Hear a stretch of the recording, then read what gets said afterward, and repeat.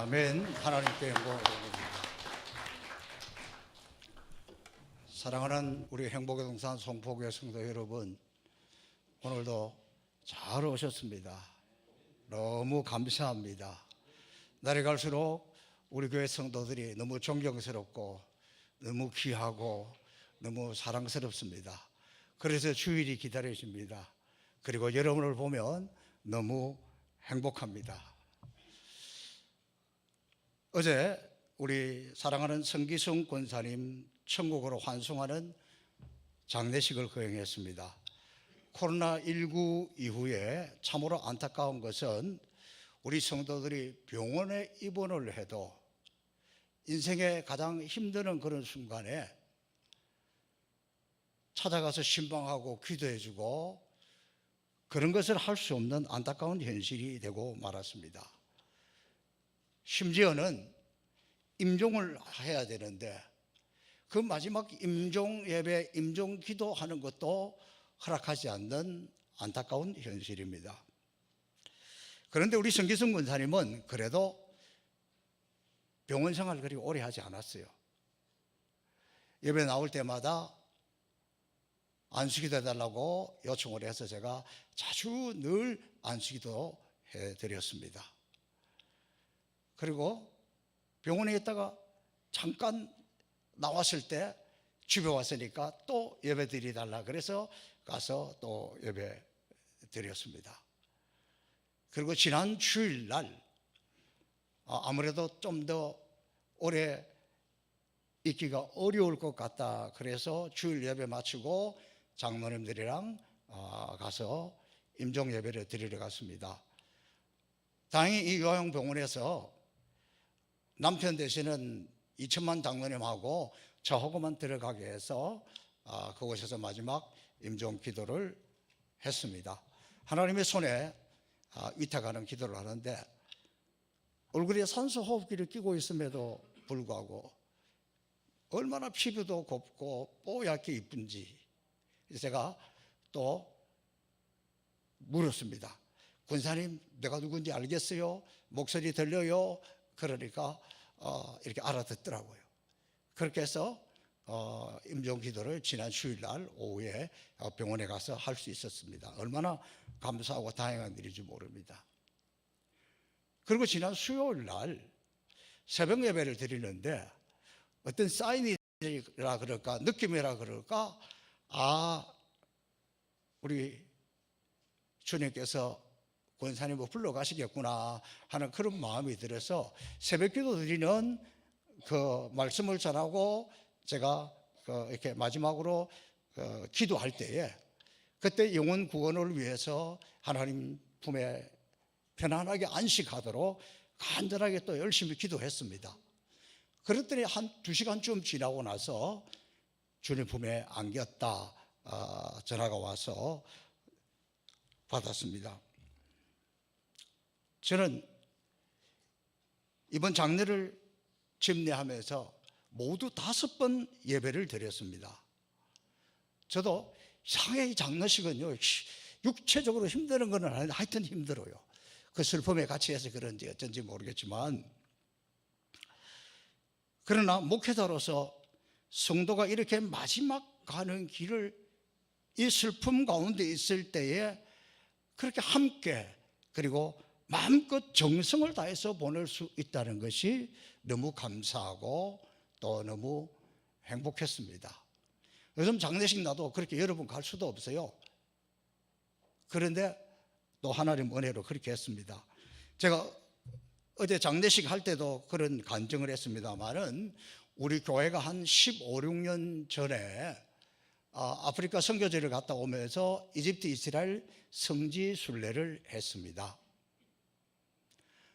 그때 이집트에서 이스라엘로 오는 도중에 시내산 등정하는 것이 있는데 이건 새벽 2시쯤 돼서 올라가요. 아침에 일출을 보기 위해서. 그런데 지금은 그 전쟁하고 이런 것 때문에 근래에는 이제 그곳에 갈 수 없습니다.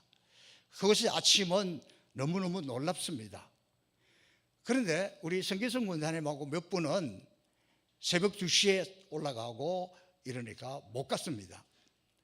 그 험한 코스를 마치고 내려오는데, 내려올 때 되니까 어떻게 알고 올라가지 못했던 분들이 나와서 마중을 나와서 기다리고 있는데, 그때 보니까 우리 성기성 권사님이 뭐 비닐봉투 같은 걸 하나 이렇게 들고 기다리고 있어요. 그게 뭐예요? 물어봤더니 새우젓이라는 거예요. 우리 영감이, 그때는 영감도 아니었어. 지금 생각하니까. 저보다 훨씬 젊었을 때니까. 이 새우젓이 있어야 소화가 잘 되고 좋아한다는 거예요. 그거 들고 와 있더라니까. 평상시에 볼 때는 뭐 부부 같지도 않고 대면대면 하더니 제가 좀 놀랐습니다, 그때. 그런데 어제 아침에 장례식 하기 위해서 이제 일찍 우리가 준비하고 이렇게 가고 그러는데, 하여간 저한테 뭐가 이렇게 떠올라서 이렇게 보니까 우리 권사님이 환하게 웃으면서 그걸 들고 있는 거예요. 그래서 제가, 아니 김장철이라서 저런가 웬 새우젓을 생각해 보니까 시내산 밑에서 들고 있던 그것 같았어요. 근데 아마도 제 느낌이에요. 이런 것 같아요. 영감, 내가 이 천국에 와서 당신 다음에 오면 주려고 나 이 새우젓 들고 기다리고 있어. 천국에 나 먼저 와 있어. 그러는 것 같았습니다. 그래서 저는 그런 모습들을 보면서 참 너무 감사하고 감격스러웠습니다. 그리고 저는 시간마다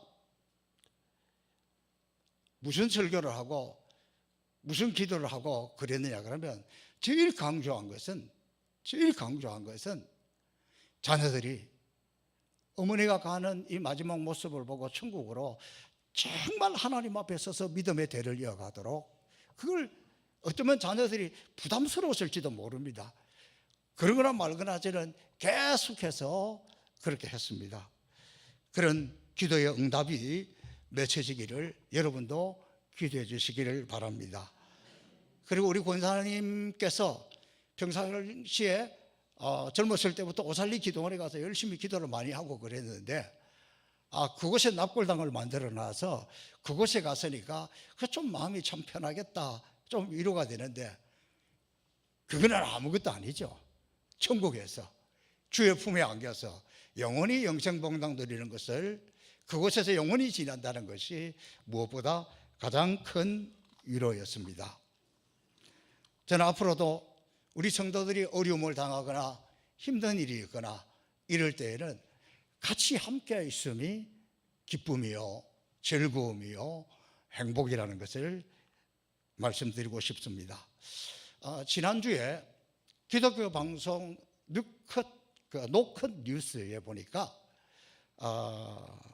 목회 데이터 연구소에서 이런 발표를 했습니다. 매주 나름대로 이렇게 뭐 발표들을 이렇게 하고 있는데, 교회는 다니지만 기도나 묵상, 신앙생활 제대로 하지 않고 어떤 기독교인의 정체성, 구원의 확신, 부활 뭐 이런 신앙이 없이 그야말로 명목상 기독교인, 그냥 교회만 왔다 갔다 하는 이런 명목상 기독교인이 설문조사를 해보니까 40%나 되더라는 거예요.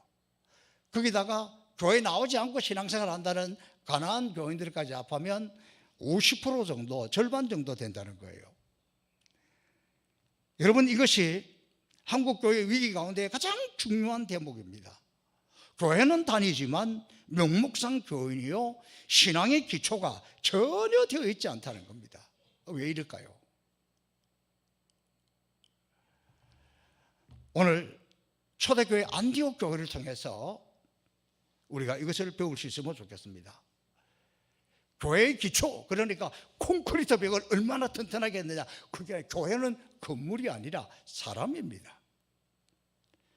자, 오늘 우리 본문을 보면 안디옥 교회 복음을 전한 사람들의 이야기가 나오는데, 19절에 보니까 아주 중요한 말씀이 나와 있습니다. 때에 서대반의 일로 일어난 환난으로 인하여 흩어진 자들, 자, 초대 예루살렘 교회 성령 강림절에 성령이 임하고 놀라운 역사가 일어나고 교회가 시작되고 교회가 불일듯 일어나기 시작했습니다. 성령이 말 때 그들은 나갔어. 너희가 죽인 예수가 바로 우리의 구세주요 메시아다. 그분이 다시 살아나셨다. 우리는 그분을 죽였지만 그분은 살아나셨다, 부활하셨다, 복음을 전하기 시작했습니다. 놀랍게도 이 복음을 듣는 사람들이 가슴을 치며 회개하기 시작했습니다. 그리고 교회로 몰려오기 시작했습니다. 한꺼번에 어떤 때는 3,000명이, 하루에 5,000명이 교회에 몰려오고 교회가 큰 부흥이 일어났습니다. 아마도 예루살렘 전체가 하나의 교회처럼 느껴질 만큼 뜨거운 부흥의 불길이 타오르기 시작했습니다. 이러한 전무후무한 하나님의 역사가 나타나는 것을 보고 악한 사단과 또 악한 영들은 교회를 공격하기 시작했습니다. 그러니까 교회가 부흥할 때에 마귀들도 같이 하는 거예요. 교회가 좀 편안하면 또 마귀가 흔들어요. 또 마귀가 누구를 통해서 그렇게 해요. 그때나 지금이나 똑같아요. 그런데 초대교회는 그때 당시에 집사로 복음을 전했던 서대반 집사가 끌려가서 돌에 맞아 죽는 순교하는 사건이 일어났습니다. 여러분, 그것을 보고 교인들은 두렵지만 마귀들은 더 힘을 내는 거예요. 복싱할 때나 격투기 선수들이 시합할 때 보면 상대방이 맞아가지고 코피가 터지거나 여기가 찢어져서 피가 나면 그 공격하는 선수는 그것을 보고 더 흥분합니다. 그것을 보고 더 막 힘을 내가지고 이제 되었구나 그러고 막 달려듭니다.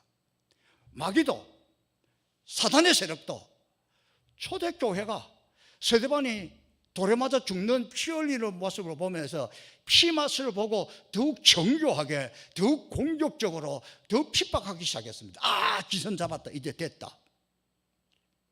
그래서 사람들은 직장에서 쫓겨납니다. 붙들려 갑니다. 감옥으로 들어갑니다. 엄청난 핍박이 일어나기 시작했습니다. 그 핍박이 견딜 수 없을 만큼 심하게 다가왔습니다. 이 핍박을 견디지 못해서 사람들은 도망가기 시작했습니다. 목숨은 살아야 되니까 흩어지기 시작했습니다. 바로 환난으로 흩어진 사람들, 그들은 이 엄청난 핍박 속에 그렇게 도망갔던 그들을 바로 이야기합니다. 그들이 가까운 데는 사마리아도 갔고, 여러분 사도행전 8장에 빌립 지사가 복음을 전할 때 능력이 나타났던 그것도 바로 이런 똑같은 일입니다. 그래서 가까운 사마리아로부터 저 북쪽으로 여기로 저기로 막 사람들이 흩어져서 도망가고 피난가기 시작했는데, 그때에 이 예루살렘과 북쪽으로 많이 멀리 떨어져 있는 450km 정도 떨어져 있는 안디옥에도 사람들이 도망을 갔다, 피난을 갔다. 그곳에 가서 복음을 전할 때 대부분 유대인들에게 전했습니다. 그런데 구부로섬 지역 사람들하고 몇몇 사람들이 그 안디옥 사람들에게 복음을 전하기 시작했습니다. 그런데 사실 이 안디옥이라는 도시는요, 당시 로마에서 세 번째로 큰 도시였습니다. 인구가 50만 명이나 되는 어마어마하게 큰 도시였습니다. 지금 50만이 아니고 그때 당시 50만이라고요. 그러니까 굉장히 화려하고 요란한 도시요, 사방에서 많은 부족들이, 다양한 민족들이 모여서 살고 있었고, 자기들의 신앙을 다 각각 가지고 왔으니까 종교도 신앙도 오합지졸이었습니다. 경제적으로는 이 항구를 끼고 있는 무역 도시였기 때문에 돈도 많았고 쾌락에 젖어 있는 그런 도시였습니다. 당시 로마 사람들이 은퇴한 후에 이 안디옥에 와서 별장을 짓고 그곳에 와서 온천을 하고 경마도 즐기고 노름도 하고 뭐 그러기 위해서 모여들었다고 합니다. 그런 휴양지이기도 했습니다.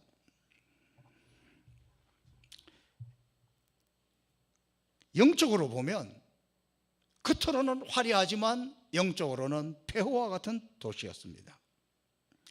이곳에 핍박을 피해온 사람들이 복음을 전할 때에 그때 당시 사람들은 전혀 복음을 받아들이거나 예수 믿지 않을 사람들 같은 환경이고 그런 사람들의 모임 같았는데, 놀랍게 역사가 일어나기 시작했습니다. 그래서 21절에 보니까 주 예수를 전파하니 주의 손이 그들과 함께 하심에 수다한 사람이 믿고 주께로 돌아왔더라. 이곳에 간 사람들의 모습을 안디옥 사람들이 보니까 뭐 피난 온 사람들이니까 뭐 옷을 제대로 갖춰 입었겠습니까? 뭐 먹을 것이 있는 사람들이겠습니까? 집이 있는 사람들이겠습니까? 참 불쌍한 사람들이잖아요. 이 불쌍한 이 난민들이 오히려 그들에게 와서 복음을 듣을 때 기쁨이 충만해 가지고, 여러분, 예수 그리스도가 하나님의 아들입니다. 그분이 메시아입니다. 그분이 우리 죄를 대신하기 위해서 십자가에 죽었습니다. 그분이 죽음으로 우리는 생명을 얻었고 영생을 얻었습니다. 우리가 예수 믿어야 됩니다. 예수 믿으면 구원받고 천국 갑니다. 복음을 외치기 시작합니다.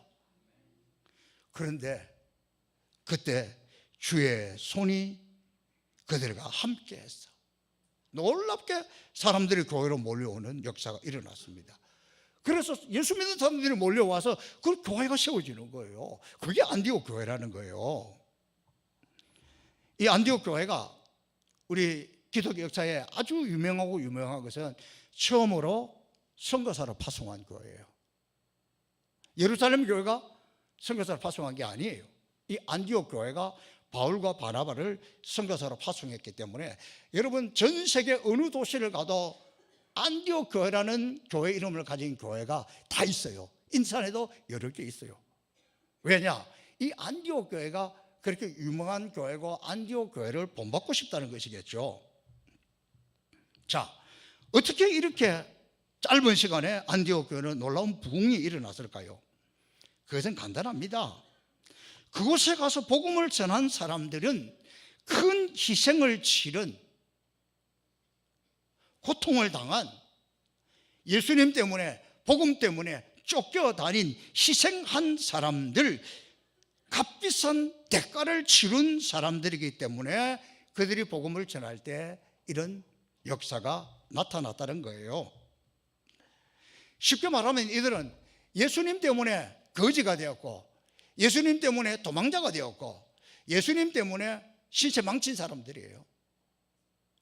그런데 이 안디옥 사람들이 보니까, 아니 도대체 예수님이 누구길래, 예수님이 무엇을 했길래, 예수님이 되면 어떻게 되길래 저 예수 믿다가 신체 망친 저 사람들이 오히려 우리에게 복음을 전하냐, 그것이 무엇이 있느냐, 저들의 꼴은 저 꼴인데 얼굴은 왜 이렇게 빛나고, 저들의 형편은 그 꼬라지는 말로 다 할 수 있지 초라한데 어떻게 저렇게 기쁨이 있고, 어떻게 저렇게 즐거움이 있고, 어떻게 저렇게 행복한가, 저 도대체 뭔가, 그러면서 감동을 주고 받아들이게 되었다는 겁니다.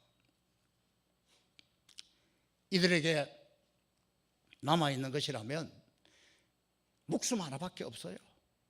다 잃어버렸습니다. 그런데 이들이 마지막에 그 목숨을 걸고 생명을 걸고 복음을 전하는 것, 그것 때문에 감동을 주고 교회가 불일듯 일어나게 되었다는 것입니다.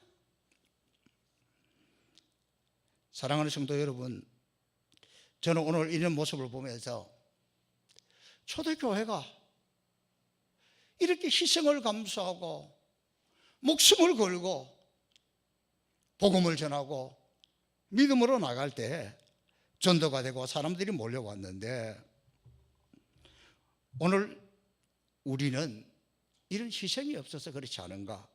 여러분, 요즘 우리나라 4월 총선을 앞두고 각 정당에서 하고 있는 게 뭐냐 그러면, 중진들이 희생을 해라, 험지를 가라. 왜 그렇게 해야 되냐 그러면, 그래야 국민들에게 감동을 준다. 저는 그 이야기를 들으면서 꼭 저보고 하는 이야기 같고 우리 교회를 향해서 하는 이야기 같아요. 오늘날 여러분이 교회 중진입니까? 희생을 해야 교인들이 감동을 하고, 우리가 희생을 해야 세상이 감동을 하는 거예요. 어쩌면 저도 그렇고 우리 모두가 너무 기득권이 돼가지고 교회에서 너무 누리기만 하고 있고, 어쩌면 이것을 무슨 계급장처럼 높게 생각하고 있지 않느나 반성도 해봅니다. 여러분, 생명을 거는 희생자들이 있을 때 그곳에 아름다운 열매들이 맺혔다는 것입니다. 안디옥 교회는 서대반 집사가 피 흘려서 순교함으로 그 피 위에, 그 순교 위에 세워진 교회라는 것입니다. 이런 순교자의 피를 기초로 세웠기 때문에 안디옥 교회가 능력 있고 사람들이 몰려왔다는 것입니다. 우리 한국 교회 생각해 보십시오. 세계 기독교 역사에 소문난 교회입니다. 지금은 아니지만 한때 전 세계를 놀라게 부흥했던 교회입니다. 이와 같은 축복을 누리게 된 배후에는 엄청난 피가 있었고 눈물이 있었고 땀이 있었습니다. 우리 기독교 역사를 살펴보면 27살에 영국에서 선교하겠다고 중국으로 건너온 토마스 선교사, 그가 중국으로 오자마자 꽃다운 나이에 아내를 잃었습니다. 풍토병으로. 아내를 잃어버리고 그 상처가 아물기도 전에 그가 소식을 하나 듣는데, 중국의 저 동쪽에 있는 조선민족이 있는데 그 사람들은 아직 복음을 들어보지도 못했고 예수 믿는 사람이 아무도 없단다라는 소식을 들었습니다. 그런 자기 자신도 슬픔을 겨눌 수 없는, 아내가 잃고 그런 모든 것을 잃어버린 그런 상황임에도 불구하고 그는 중국말로 된 성경책을 배에 싣고 대동강으로 달려왔습니다. 그때 대원군 세국 정책 때문에 들어올 수가 없습니다. 그럼에도 그는 그때 당시에 예수 말만 끓여도 잡아가고 죽이던 시절임에도 불구하고 그는 대동강을 거슬러 성경을 전해주려고 올라왔습니다. 그가 탄 배는 불에 탔습니다. 그리고 그는 강가로 끌려 나왔을 때 자기의 목을 친 박충근이라는 사람에게 성경을 전해주었습니다. 이거 읽으라고, 이 성경을 읽으라고. 그러고 죽었습니다. 나중에 자기를 칼로 친 박충근이라는 사람이 예수 믿었습니다. 이 젊은이의 피가 강변에 흘렸기에 그 피값으로 우리 한국교회가 존재하고 우리가 존재하는 것입니다. 우리 가까운 마포 양화진에 가보면 선교사들의 묘지가 있습니다. 그것은 한국에 복음을 전하기 위해서 왔던 120, 30년 전부터 그 선교사들이 이 땅에 들어왔을 때 특별히 어린아이들이 이 풍토병을 이기지 못해서 많이 죽었는데 그것이 묻혀 있습니다. 선교사님들의 사모님들, 그리고 우리가 알지 못하는 무명의 선교사들이 그곳에 많이 묻혀 있습니다. 그런 희생이 있었기에, 그런 피값으로 오늘 한국교회가 있고 우리가 하나님의 자녀가 되었습니다. 우리는 이런 것을 잊으면 안 됩니다. 그냥 내가 우연히 예수 믿었다, 아닙니다. 순교자의 피에 의해서 우리가 복음을 받아들였습니다. 한국교회는 이처럼 우리 믿음의 선배들이 수많은 피를 흘리면서 기초가 다져진 교회입니다. 우리 유명한 손양원 목사님, 여수 순천 반란 사건 때 두 아들을 공산당에 잃었잖아요. 총살당했잖아요. 그런데 그때 자기 아들을 죽인 안재선이라는 청년을 자기의 아들로 맞아들입니다. 그러고 나서 손양원 목사님은 두 아들을 잃고 9가지 감사 기도를 드렸습니다. 오늘 제가 읽어드릴 때에 뜨거운 마음으로 함께 느낄 수 있으면 좋겠습니다. 첫 번째 감사, 나 같은 죄인의 혈통에서 순교의 자식이 나게 하셨으니 하나님 감사합니다. 두 번째, 허다한 많은 성도들 중에 어찌 이런 보배를 주께서 하필 내게 맡겨주셨는지 주께 감사합니다. 세 번째, 삼남 삼녀 중에서 가장 아름다운 두 아들 장자와 차자를 바치게 된 나의 축복을 감사드립니다. 네 번째, 한 아들의 순교도 귀하다 하거든 하물며 두 아들의 순교라니 감사합니다. 다섯 번째, 예수 믿는 것도 큰 복인데 하물며 전도하다 총살 순교 당함이라니 감사합니다. 여섯 번째, 미국 가려고 준비하던 내 아들 미국보다 더 좋은 천국 갔으니 내 마음이 안심되어 감사합니다. 7번째, 나의 두 아들을 총살한 원수를 회개시켜 내 아들을 삼고자 하는 사랑하는 마음을 주신 하나님께 감사합니다. 8번째, 내 두 아들의 순교의 열매로 말미암아 무수한 천국의 아들들이 생길 것이 믿어지니 우리 아버지 하나님 감사합니다. 9번째, 이 같은 역경 속에서 이런 8가지 진리와 믿음을 갖는 기쁜 마음, 여유 있는 믿음을 주신 우리 주 예수 그리스도께 감사를 드립니다. 한국교회는 이런 순교자의 피 위에 세워졌다는 것, 우리는 이것을 잊으면 안 됩니다. 왜냐하면 이런 정신이 희미해지니까 날이 갈수록 성도들이 까탈스러워져요.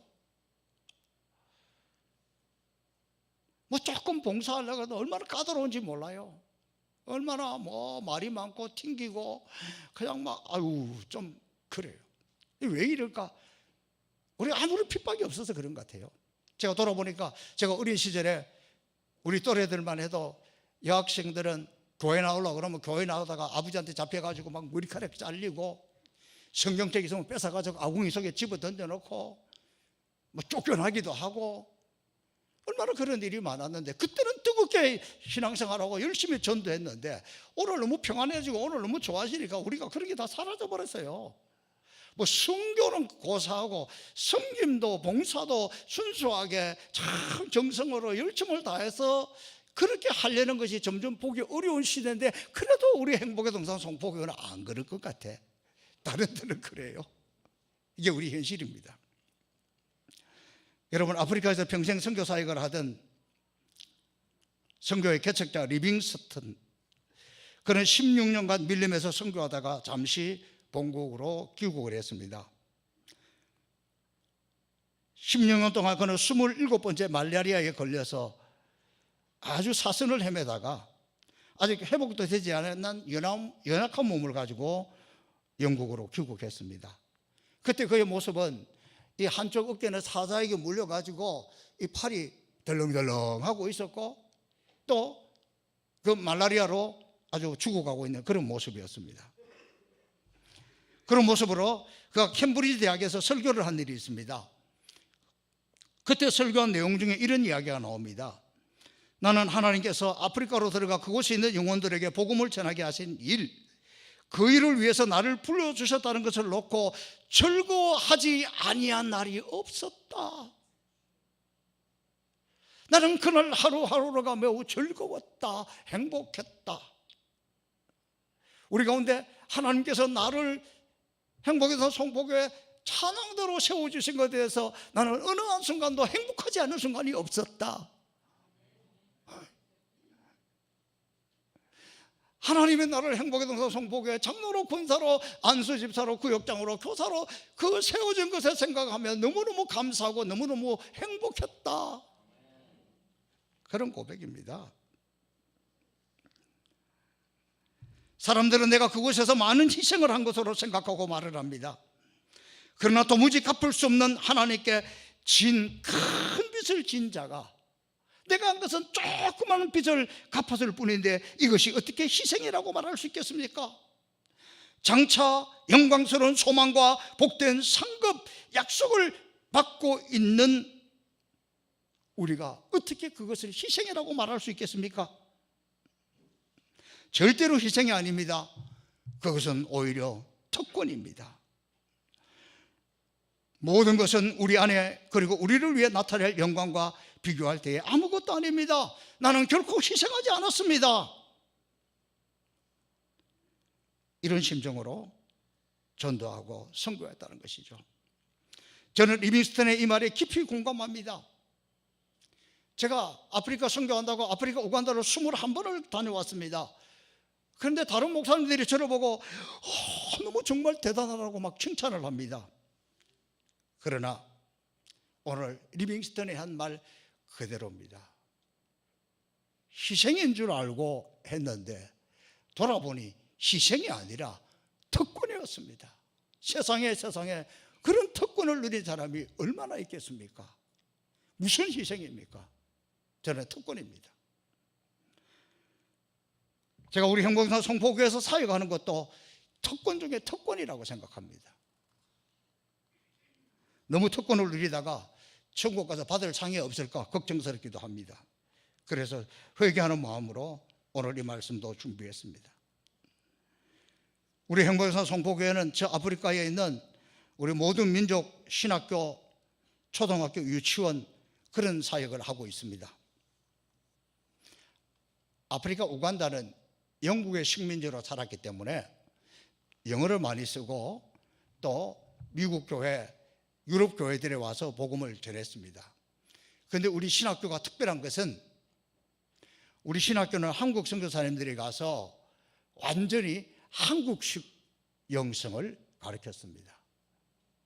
그래서 매일 새벽 기도를 합니다. 새벽 기도 끝나고 2시간 동안 성경을 읽습니다. 수요일 예배도 드립니다. 심야 기도도 합니다. 그렇게 뜨겁게 한국식 영성으로 신학생들을 가르쳤기 때문에 이 신학생들이 나가서 목회를 잘 하는 거예요. 저는 이 우간다 선교를 생각하면 잊을 수 없는 한 친구가 있습니다. 우리가 선교를 시작하던 초기에 이광국 선교사라는 분, 그 집에 총을 들고 무장 강도들이 들어왔습니다. 그 집에 있는 돈만 뺏어가면 되는데 한국 사람들은 군대에서 태권도를 해가지고 모두가 태권도 선수인 줄 알아. 그래가지고 일단 선교사가 나오니까 태권도로 날려올까봐 총을 가지고 무릎, 다리를 쏜 거예요. 그분은 그때 다리에 큰 이 총상을 입어서 우간다에 수술하다가 안 돼서 한국으로 돌아와서 수술하고 지금도 다리가 불편합니다. 그래서 우간다에 들어가지 못하고 지금은 우리 총회의 본부 선교사로서 아프리카 담당 선교사를 하고 있습니다. 우리가 하는 선교도 이런 피 흘린 대가, 이런 희생의 대가가 있고 그게 우리는 뭐 조금 보태고 있는 그런 정도입니다. 저는 우리 교회도 우간다 선교도 이런 것들이 중요한 기초입니다. 우리 선교의 기초, 이런 선교, 우리 교회의 선교 바로 이런 것입니다. 우리 행복산 성포교의 기초는 주님의 피로 세워진 교회고 교회의 머리는 주님이시고 교회의 왕은 주님이시고 거기에다가 우리 수많은 믿음의 선배들이 피 흘려 순교한 그 피 위에 세워진 교회, 그리고 지난 90여 년 동안 수많은 믿음의 종들과 우리 믿음의 선배들이 눈물로 기도로 세운 교회입니다. 어제 장례식을 한 성기순 권사님도 젊었을 때부터 기도 많이 하신 분입니다. 기도의 용사들이 자꾸 천국으로 가서 안타깝습니다. 벌써 11월 달에만 해도 천국 보내기는 2번 보냈는데 여러분, 우리는 전도는 못하고 앞으로 어떻게 해야 되겠습니까? 다시 한번 지금 우리가 해야 될 것은 그 무엇보다도 교회의 기초를, 문제는 한국교회 절반이 명목상의 그리스도인이라 이러는데 지금 우리가 우리 신앙의 기초를, 교회의 기초를, 교회의 기둥은 사람입니다. 저와 여러분입니다. 이 땅에 한국교회가, 우리 교회가 세워진 것이 이런 순교자의 피에 의해서 세워졌고 이런 기도와 땀과 눈물로 세워진 교회인데 이것이 우리가 너무 흐물흐물해졌습니다. 아늑해졌습니다.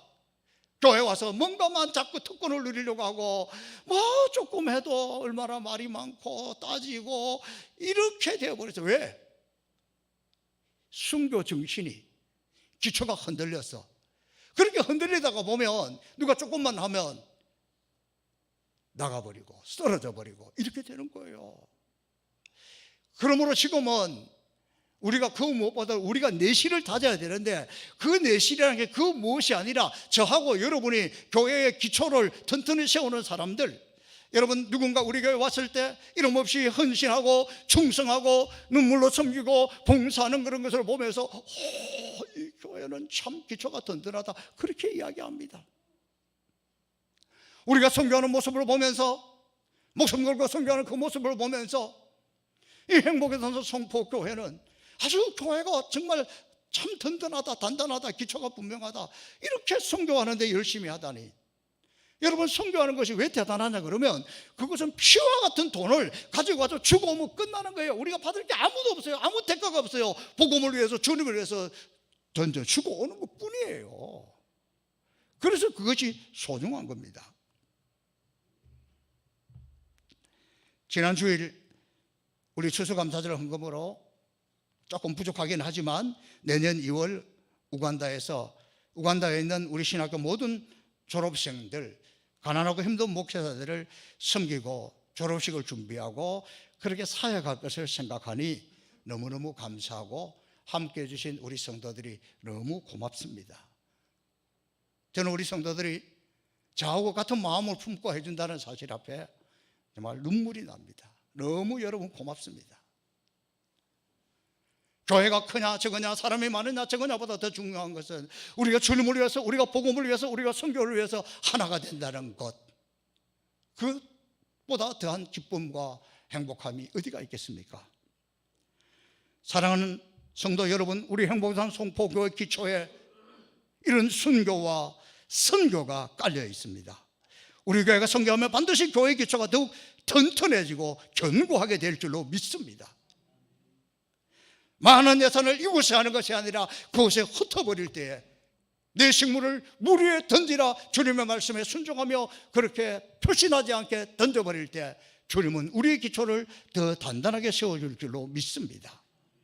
사랑하는 행복산 송포교회 성도 여러분, 다시 우리 가운데 이런 헌신, 이런 열심, 선교자들의 그 정신, 목숨을 아끼지 아니하는 열정, 주님이라면, 복음이라면, 한 영혼을 구원하는 일이라면 아낌없이 우리 몸을 던질 수 있는 믿음의 용사들이 되시기를 주님의 이름으로 축복합니다. 살아계신 아버지 하나님 감사합니다. 한국교회가 기초가 흔들흔들하고 있습니다. 이때 나부터, 우리 교회부터 교회의 기초를 단단히 다시 세우기를 원합니다. 우리 행복의사 송포교회 피 흘린 믿음의 선배들, 피 흘린 우리 주님, 눈물로 기도했던 우리 믿음의 선배들, 가정이 없고 어렵고 힘든 가운데서도 병든 몸으로 이 교회에 위하여 눈물과 기도로 했던 그들의 그 헌신, 희생 까닭에 오늘 여기까지 왔습니다. 이제는 우리가 십자가 단단히 붙들고 이 대열에 함께하기를 원하오니 주여, 부족하지만 연약하지만 나를 주님의 도구로 쓰어주시옵소서. 우리 행복의 동산 송포교회를 주님의 도구로 쓰어주시옵소서. 감사하며 예수님의 이름으로 축복하며 기도하옵나이다. 아멘.